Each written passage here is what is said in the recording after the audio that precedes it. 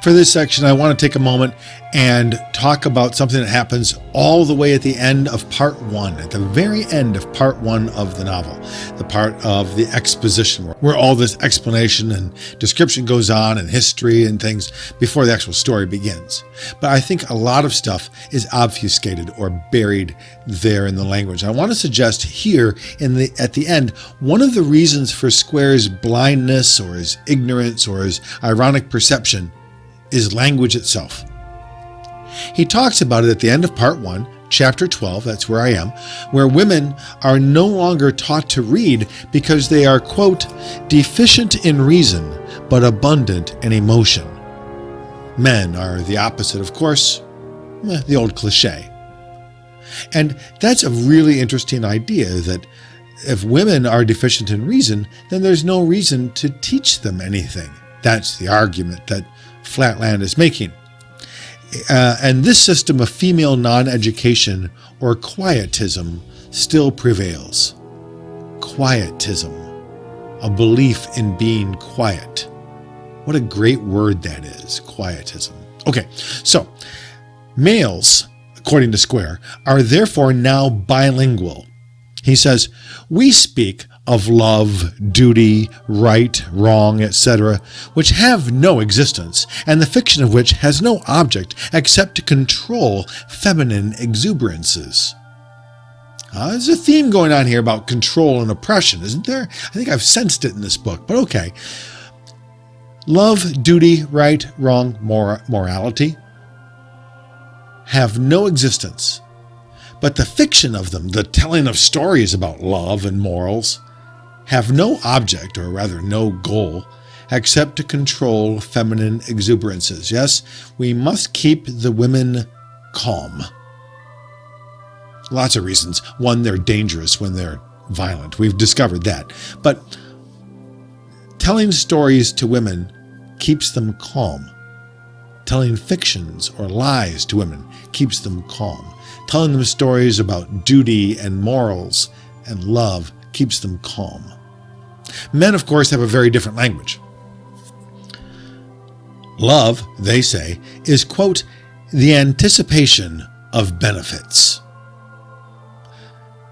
Anybody who read that and did not make a connection to today, gotta go back. Love is anticipation of benefits? Friends with benefits?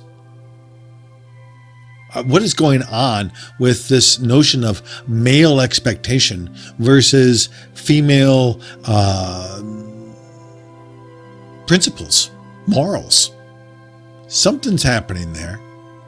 Duty, says Square, is related to necessity or fitness.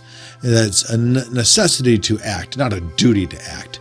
You have the fitness to act. It's not a duty to act, but we use duty because it sounds more principled, ethical, or moral for the women. Even theology, he says quickly, is different. He doesn't explain it, but that's worth thinking about too. So men have a kind of emotionless, calculating pragmatism. No wonder the color revolt happened as it did. Women, most importantly, are kept uneducated. But let's remember what we learned before. They're not necessarily unintelligent, as Square describes, just that they've been kept uneducated. Do words create a way of thinking? Or does a way of thinking cause us to use particular words? In Square's case, which is limited first? As we shall see in just a few chapters, Square's very short temper certainly does not make him like a logician or a Vulcan or anything. It's not like the male language creates male thinking. He's just as emotional as everybody else. So he's deluding himself. By adopting the male language and calling everything else feminine and nonsensical, we have a society here which has deliberately built its system of power upon sexism and prejudice. Sure, Square does ask for women to be educated again at the end of the chapter, but only to spare men their slower childhood educations at the hands of simple women. He's not doing it for women's rights. It does seem that this book isn't about geometry much at all. What else is going on here? I mean, what is Abbott about? Is he making arguments about bad logic, bad politics, bad language, just bad perception?